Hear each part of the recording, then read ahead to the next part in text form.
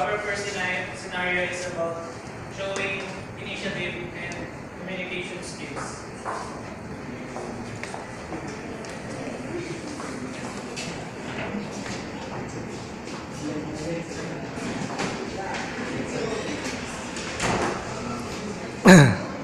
Miss Nolan.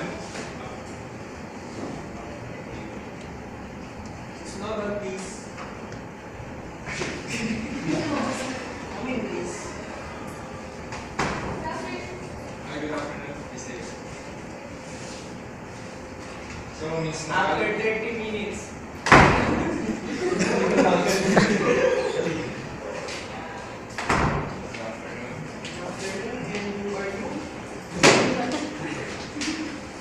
Come again.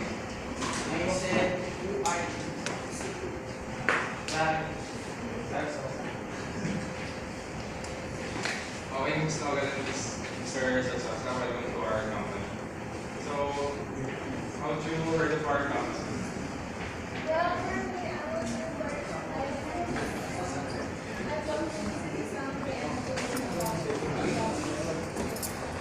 How about you, Mr. Sasasa?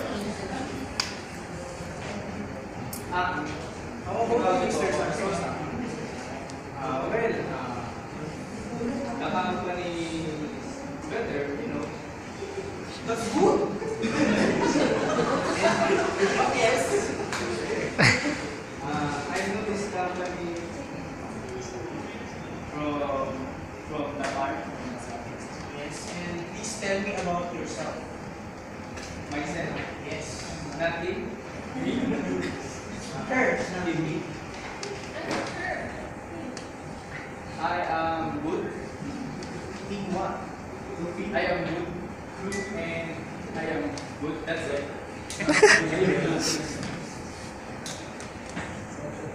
What's your strength and weaknesses? My strength is. Can you answer that question first? Relationship first. It's all about yourself. Sorry, sir.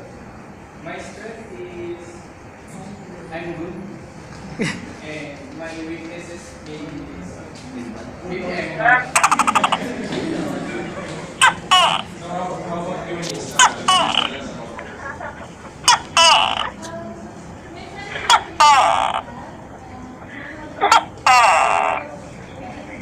Hi.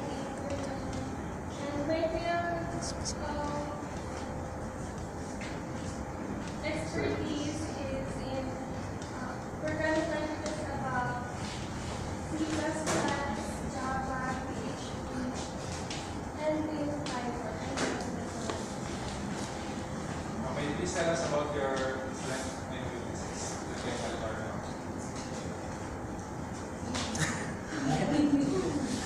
Well, my big strength is that I am a fast learner, I can listen to code, I'm very flexible, and I'm willing to give all my best to coding. Well, I think my biggest point is that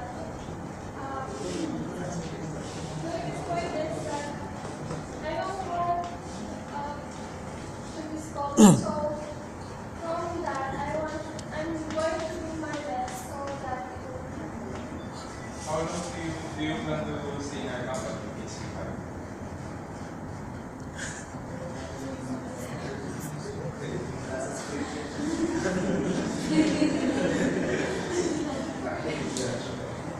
How about you, Mr. Sasasa? You talking about business? Yes. Talking about my visit, stay here.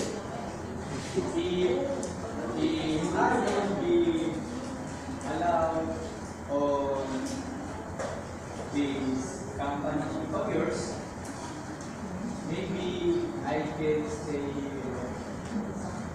for long. For long. 2 years or 1 year. Okay, that would be nice.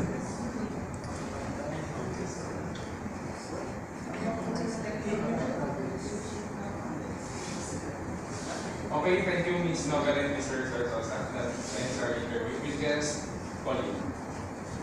Okay, next. So our first scenario shows that Mr. Versosa lacks initiative because he only brings his curriculum vitae and he lacks communication skills. While Ms. Nogal represents initiative and communication skills. Second scenario is about critical thinking skills.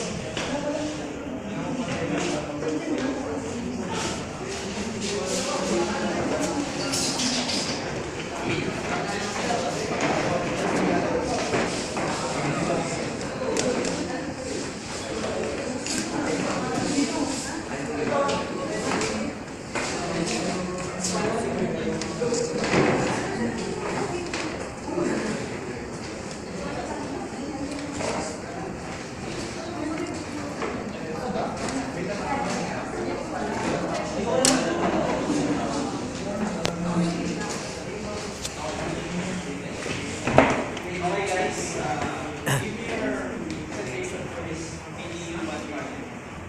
Give me a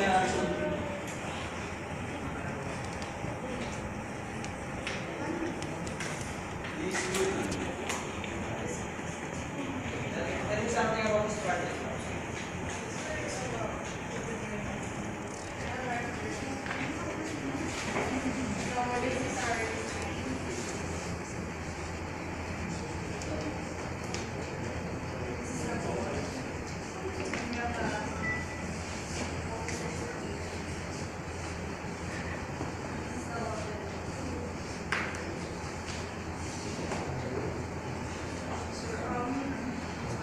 This auto sensor will indicate the low, medium, and high level of the water. So this ball,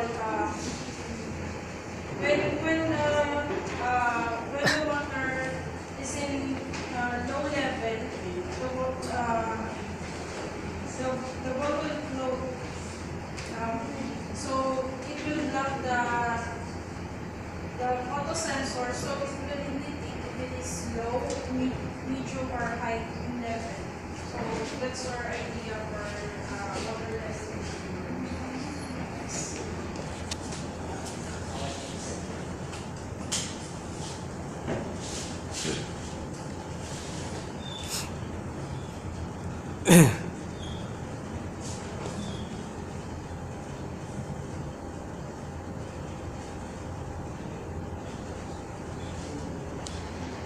So this is the second design of our water level project, and these have four rows. The first row indicates the ground, and the three other rows indicate how water level indicate it. So when the water comes here, it indicates low. When the water comes here, it indicates medium, and when cutters come here, it indicates high. That's all. There's more. There.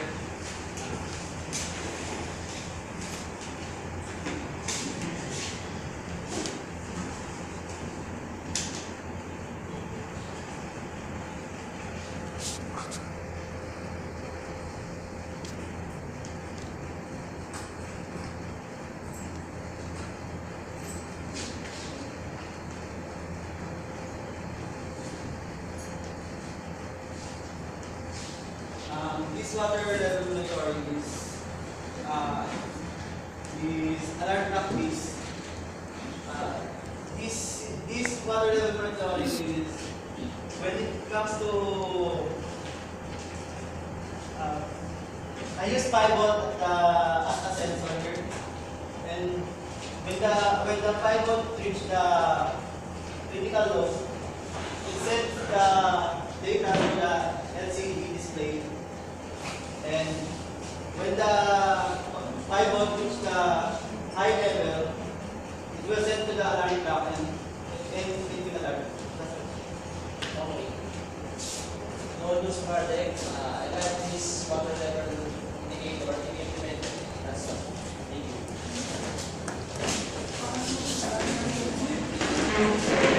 Sir, the second scenario presents critical thinking skills. So learn to see the team leader gives a certain problem, and the subordinates will create possible solutions to the problem by designing these designs. So, applying critical thinking skills, they manage to explain each designs.